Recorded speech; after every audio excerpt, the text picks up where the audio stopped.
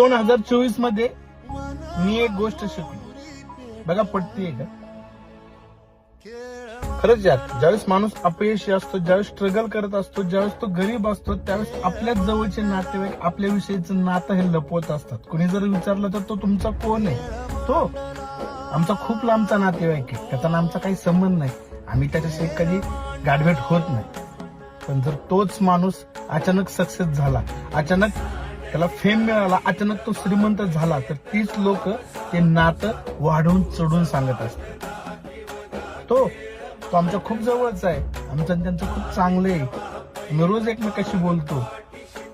पण हे कधी, ज्यावेळेस तो माणूस सक्सेस झाल्याच्या नंतर. यातलं काय कळतंय माहिती का? की तुम्ही काही करा पण आयुष्यात सक्सेस व्हा. 2024 मध्ये झाला नसताल, 2025 मध्ये तयारी चालू करा. येणाऱ्या 2-3 वर्षात स्वतःला सिद्ध करा. आणि जी लोक तुमच्यापासून लांब गेलीत, तीच लोक तुमच्यासाठी वेळ काढून तुम्हाला भेटायला येतील. शब्द आहे माझा. हा व्हिडिओ सेव्ह करा आणि तुमच्या मित्राला सुद्धा शेअर करा. धन्यवाद.